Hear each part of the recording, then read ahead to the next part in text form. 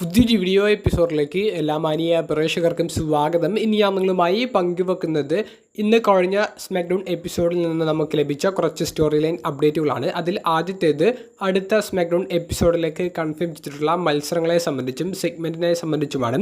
അടുത്ത SmackDown episode നടക്കുന്നത് Spain എന്ന് പറയുന്ന രാജ്യത്തിലെ ബാർസലോണ എന്ന് പറയുന്ന പ്രശസ്തമായ നഗരത്തിൽ വെച്ചിട്ടാണ്. യൂറോപ്പ് ടൂറിൻ്റെ ഭാഗമായിട്ടുള്ള ഒരു സ്മാക്ഡൗൺ എപ്പിസോഡാണ് അടുത്ത ആഴ്ച നമുക്ക് കാണാൻ സാധിക്കുന്നത്. അതുകൊണ്ട് തന്നെ കിടിലമായിട്ടുള്ള മത്സരങ്ങൾ ഇതിനോടകം കൺഫേം ചെയ്തിട്ടുണ്ട്. WWE ടാഗ് ടീം ചാമ്പ്യന്മാരായ DIY സ്ട്രീറ്റ് പ്രോഫിറ്റിനെതിരെ ടൈറ്റിൽ ഡിഫെൻഡ് ചെയ്യുന്ന ചാമ്പ്യൻഷിപ്പ് മത്സരം കൺഫേം ചെയ്തിട്ടുണ്ട്.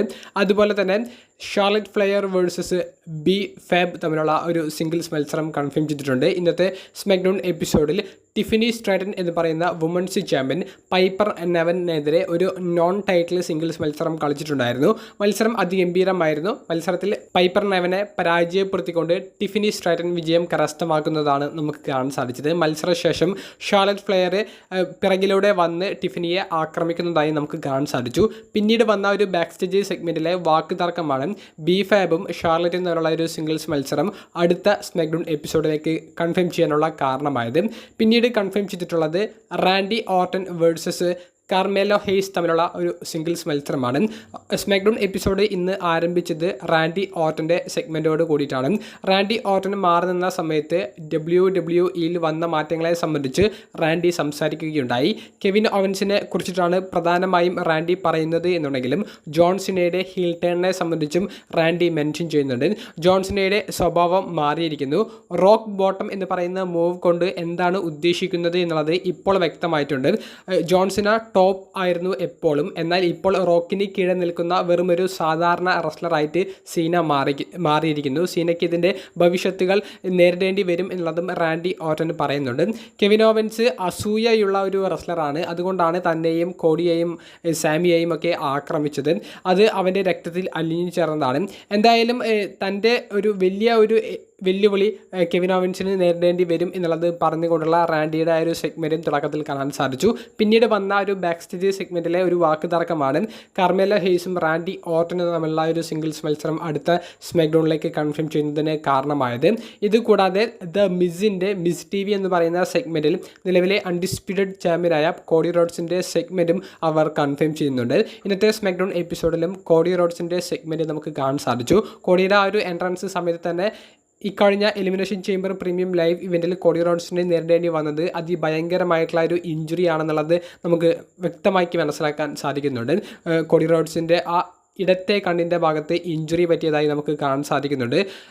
കോഡി റോഡ്സിൻ്റെ ഒരു സെഗ്മെൻറ്റും ജോൺസിനയുടെ ഹീൽ ടേണിനെ സംബന്ധിച്ച് തന്നെയായിരുന്നു. ജോൺസിനയെ അദ്ദേഹം എത്രത്തോളം ഇഷ്ടപ്പെട്ടിട്ടുണ്ടായിരുന്നു, ജോൺസിനയുടെ കരിയർ കോഡി റോഡ്സിന് എത്രയും വിലപ്പെട്ടതാണെന്നുള്ള ആ ഒരു മെമ്മറികളെല്ലാം കോഡി റോഡ്സ് ഓർമ്മിച്ചെടുക്കുന്നുണ്ട്. ജോൺസിന എന്ന് പറയുന്ന റെസ്ലറെ പോലെ ആകാനാണ് താൻ ആഗ്രഹിച്ചത് എന്നൊക്കെ കോഡി പറയുന്നുണ്ട്. പക്ഷേ ജോൺസിന തനിക്ക് നേരെ തിരിയുകയാണ് എലിമിനേഷൻ ചേംബറിൽ ചെയ്തത്. അപ്പോൾ ജോൺസിനയ്ക്ക് എന്താണ് വേണ്ടത്, അത് എടുക്കാൻ വേണ്ടി ധൈര്യമുണ്ടെങ്കിൽ നീ വരൂ എന്നുള്ളൊരു വെല്ലുവിളിയോട് കൂടിയിട്ടാണ് സീനയ്ക്ക് എതിരെയുള്ള ആ ഒരു മറുപടി കോഡി റോഡ്സ് കൊടുക്കുന്നത്. അപ്പോൾ കോഡിയുടെ ഒരു സെഗ്മെൻറ്റും കൂടി അടുത്ത സ്മാക്ഡൗണിലേക്ക് ഒഫീഷ്യലി കൺഫേം ചെയ്തിട്ടുണ്ട്. രണ്ടാമത്തെ സ്റ്റോറി ലൈൻ അപ്ഡേറ്റ് ഇന്നത്തെ സ്മാക്ഡൗണിൽ നടന്ന ചാമ്പ്യൻഷിപ്പ് മത്സരങ്ങളെ സംബന്ധിച്ചാണ്. യുണൈറ്റഡ് സ്റ്റേറ്റ്സ് ചാമ്പ്യൻഷിപ്പ് മത്സരങ്ങളാണ് നമുക്ക് ഇന്നത്തെ സ്മാക്ഡൗണിൽ കാണാൻ സാധിച്ചത്. മെയിൻ ഇവൻറ്റിൽ യുണൈറ്റഡ് സ്റ്റേറ്റ്സ് ചാമ്പ്യനായ ഷിൻസ്ക നാക്കമോറ LA നൈറ്റിനെതിരെയാണ് ടൈറ്റിൽ ഡിഫെൻഡ് ചെയ്തത്. മത്സരത്തിൻ്റെ അവസാനത്തിൽ അദ്ദേഹം ആ മിസ്റ്റ് ഉപയോഗിക്കാൻ വേണ്ടി ശ്രമിക്കുന്നുണ്ട്. പക്ഷേ അത് റെഫറിയുടെ മുഖത്തേക്കാണ് എത്തുന്നത്. LA നൈറ്റ് ഈ ഒരു അവസരം മുതലെടുത്തുകൊണ്ട് തന്നെയാണ് ഷിൻസ്ക നാക്കമോറയെ പരാജയപ്പെടുത്തുന്നത്. LA നൈറ്റിൻ്റെ കരിയറിൽ രണ്ടാമത്തെ തവണയാണ് താരം യുണൈറ്റഡ് സ്റ്റേറ്റ്സ് ചാമ്പ്യൻ ആകുന്നത്. ഷിൻസ്ക നാക്കമോറയുടെ ഈ ഒരു ടൈറ്റിൽ റണ്ണിൽ LA നൈറ്റ് മാത്രമാണ് വലിയ എതിരാളിയായിട്ട് വന്നിട്ടുണ്ടായിരുന്നുള്ളൂ. LA നൈറ്റ് ചാമ്പ്യൻ ആകാൻ വേണ്ടിയിട്ട് തന്നെയാണ് എല്ലാവരും കാത്തിരുന്നത്. ഷിൻസ്കയുടെ കൈവശം ഈ ചാമ്പ്യൻഷിപ്പ് വലിയൊരു പ്രാധാന്യമുള്ളതായിട്ട് തോന്നിയിട്ടുണ്ടായിരുന്നില്ല. അതുപോലെ തന്നെ സ്മാക്ഡൗണിൽ കാണാൻ സാധിച്ച മറ്റൊരു മത്സരം ഒരു സ്ട്രീറ്റ് ഫൈറ്റ് മത്സരമായിരുന്നു. നിലവിലെ വുമൺസിൻ്റെ യുണൈറ്റഡ് സ്റ്റേറ്റ്സ് ചാമ്പ്യനായ ചെൽസി ഗ്രീനെ നേരിട്ടത് മീച്ചിൻ എന്ന് പറയുന്ന റെസ്ലറിനെയാണ്. ഈ മത്സരത്തിൽ വെപ്പൺസ് ആയിട്ട് സ്റ്റീൽ ചെയർ, അതുപോലെ തന്നെ ടേബിൾ, കാൻഡോ സ്റ്റിക്ക് അതൊക്കെ യൂസ് ചെയ്യപ്പെടുന്നതായി കാണാൻ സാധിച്ചു. മത്സരത്തിൻ്റെ ഇടയിൽ BFAB, പൈപ്പർ നെവൻ തുടങ്ങിയ താരങ്ങളുടെ ഒരു ഇൻ്റർഫിയറൻസ് ഉണ്ടായിരുന്നുണ്ടെങ്കിൽ പോലും ആൽബ ഫയർ എന്ന് പറയുന്ന റെസ്ലറാണ് ചെൽസി ഗ്രീൻ ടൈറ്റിൽ റിട്ടേൺ ചെയ്യുന്നതിന് കാരണമായത്. ചെൽസി ഗ്രീൻ, പൈപ്പർ നെവൻ ഇവരുടെ കൂടെ ആൽബ ഫയറും കൂടി ചേർന്ന് ഇതൊരു മൂന്നംഗ ഫാക്ഷൻ ആക്കിയിട്ട് അവർ മാറ്റാനുള്ള പദ്ധതികൾ ആരംഭിച്ചു കഴിഞ്ഞു എന്നുള്ളതാണ് സ്മാക്ഡൗണിൽ നിന്ന് അവർ നമുക്ക് മുന്നിലേക്ക് വെച്ച് തരുന്ന സ്റ്റോറി എന്ന് പറയുന്നത്. മീച്ചിനെതിരെയുള്ള സ്റ്റോറി ഇനി അവർ എങ്ങനെ മുന്നോട്ട് കൊണ്ടുപോകും എന്നുള്ളൊരു ചോദ്യചിഹ്നവും ബാക്കി നിർത്തിയിട്ടുണ്ട്. മൂന്നാമത്തെ സ്റ്റോറി ലൈൻ അപ്ഡേറ്റ് ബ്ലഡ് ലൈനെ സംബന്ധിച്ചുള്ളതാണ്. ബ്ലഡ് ലൈനെ നിലവിൽ കൊടുത്തുകൊണ്ടിരിക്കുന്നത് ഒരു മിഡ് കാർഡ് ലെവലിലുള്ള സ്റ്റോറിയാണ്. ബ്രോൺ സ്ട്രോമിനെതിരെയുള്ള സ്റ്റോറി തന്നെയാണ് അവർ ഇപ്പോഴും മുന്നോട്ട് കൊണ്ടുപോയിക്കൊണ്ടിരിക്കുന്നത്. ഇന്നത്തെ സ്മാക്ഡൗൺ എപ്പിസോഡിൽ ബ്രോൺ സ്ട്രോമിനും സോളോ സിക്കോവയും തമ്മിലുള്ള സിംഗിൾസ് മത്സരം നടന്നു. ആ മത്സരം നോ കോൺടെസ്റ്റിലൂടെയാണ് അവസാനിച്ചത്. ടാമ ടോങ്കയുടെ ഒരു ഇൻ്റർഫിയറൻസ് കാണാൻ സാധിച്ചു. എന്നാൽ ബ്രോൺ സ്ട്രോമൻ ഇവർക്കെതിരെയും അടിച്ചു നിന്നു. പിന്നീട് ജേക്കബ് ഫാറ്റു അവിടേക്ക് വരുന്നുണ്ട്. ജേക്കബ് ഫാറ്റുവിനെതിരെയുള്ള ഒരു ബ്രൗൾ ക്രൗഡിൻ്റെ ഇടയിലേക്ക് പോയി. അവസാനം ജേക്കബ് ഫാറ്റുവിൻ്റെ ബ്രോൺ സ്ട്രോമൻ ചോക്ക് സ്ലാം ചെയ്യുന്നതായിട്ടാണ് നമുക്ക് കാണാൻ സാധിച്ചത്. ബ്രോൺ സ്ട്രോമിനെതിരെയുള്ള ബ്ലഡിൻ്റെ സ്റ്റോറി അത് മിഡ് കാർഡ് ലെവലിൽ നമുക്ക് കുഴപ്പമില്ല എന്ന് പറയാൻ പറ്റുന്ന ഒരു സ്റ്റോറിയാണ്. പക്ഷേ ഈ സ്റ്റോറി ഇനി പോകുന്നത് സോളോയും ജേക്കബ് ഫാറ്റും തമ്മിലുള്ള ഒരു സ്റ്റോറിയിലേക്കായിരിക്കും. അത് എങ്ങനെ എന്നുള്ളത് ഇനി വരുന്ന സ്മാക്ഡൗൺ എപ്പിസോഡുകളിലൂടെ കണ്ടു തന്നെ അറിയണം.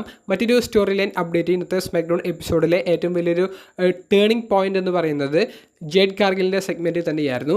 ബിയാങ്ക ബെലേർ റിങ്ങിലേക്ക് വന്നിട്ട് എന്തിന് നയോമിയെ ജേഡ് കാർഗിൽ ആക്രമിച്ചു, അതിനൊരു ഉത്തരം കിട്ടണമെന്ന് പറയുന്നു. അവിടെ നയോമി ഉണ്ടെന്ന് പറയുന്നു. അങ്ങനെ നയോമിയോട് റിങ്ങിലേക്ക് വരാൻ ആവശ്യപ്പെടുന്നു. കഴുത്തിന് ഇഞ്ചുറി പറ്റിയ രീതിയിൽ ആ ബ്രേസൊക്കെ ധരിച്ചിട്ടാണ് നയോമി വന്നത്. നയോമി റിങ്ങിലേക്ക് കയറി ബിയാങ്ക ബെലേർ റസൽമേനിയയിൽ കളിക്കാൻ പോകുന്ന മത്സരത്തെ സംബന്ധിച്ചൊക്കെ പറയുന്നുണ്ട്. അപ്പോഴും പറയുന്നത് നീ വലിയ രീതിയിൽ ഇങ്ങനെ ചോദ്യങ്ങളെ വഴിതിരിച്ച് വിടാൻ വേണ്ടി നോക്കണ്ട.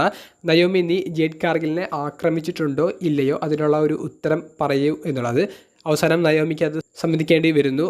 താനാണ് ജേഡ് കാർഗിലിനെ ആക്രമിച്ചത് എന്നുള്ളത് നയോമി പറയുന്നു. ഇനി എനിക്കൊന്നും പ്രത്യേകിച്ച് പറയാനില്ല. നമ്മളുടെ ഫ്രണ്ട്ഷിപ്പ്, നമ്മളുടെ പാർട്ണർഷിപ്പ് അത് ഇവിടെ വെച്ച് അവസാനിപ്പിക്കുന്നു എന്ന് പറഞ്ഞുകൊണ്ട് ബിയാങ്ക റിങ് വിടുന്നു. നയോമി പറയുന്നുണ്ട് ഇത് നിനക്ക് വേണ്ടിയിട്ടാണ്, നിൻ്റെ ഒപ്പം ഞാൻ നിൽക്കാൻ വേണ്ടിയിട്ടാണ് ചെയ്തത് എന്നുള്ളത്. ആ സമയത്ത് ജേഡ് കാർഗിൽ എറീനയിലേക്ക് വരുന്നു. താരത്തിൻ്റെ മ്യൂസിക് പ്ലേ ആകുന്നു. താരം റിങ്ങിലേക്ക് വരുന്നു. റിങ്ങിലേക്ക് വന്ന് നയോമിയെ ആക്രമിക്കുന്നു. അപ്പോൾ ജേഡ് കാർഗിൽ ഇപ്പോഴും ഫേസ് ക്യാരക്ടർ തന്നെയാണ്. ബിയാങ്ക ബെലേറും നയോമിയും തമ്മിലുള്ള ആ ഒരു പാർട്ണർഷിപ്പ്, ആ ഒരു ടാഗ് ടീം അവിടെ ബ്രേക്ക് ആയിരിക്കുന്നു. ജേഡ് കാർഗിൽ ബിയാങ്ക ബെലേറിൻ്റെ കൂടെ നിൽക്കാനും കൂടാതെ റസൽമേനിയ 41 ജേഡ് കാർഗിലും നയോമിയും തമ്മിലുള്ള ഒരു സിംഗിൾസ് മത്സരം നടക്കാനും സാധ്യത ഉണ്ട്. അല്ലെങ്കിൽ അത്തരത്തിലാണ് സ്റ്റോറി പോകുന്നത് എന്നും ബിയാങ്ക ബെലേർ ചാമ്പ്യൻഷിപ്പിന് വേണ്ടി റോ ബ്രാൻഡിലേക്ക് പോകും എന്നുള്ളതും ഏകദേശം ഉറപ്പായിട്ടുണ്ട്. അപ്പോൾ ഇതൊക്കെയാണ് നമുക്ക് സ്മാക്ഡൗണിൽ സ്റ്റോറി ലൈനെ അപ്ഡേറ്റ് ആയി പങ്കുവെക്കാനുള്ളത്. നിങ്ങളുടെ അഭിപ്രായങ്ങൾ കമൻറ്റ് ബോക്സിൽ രേഖപ്പെടുത്തുക. അപ്പോൾ അടുത്തൊരു വീഡിയോയുമായി കാണുന്നത് വരെ ബൈ.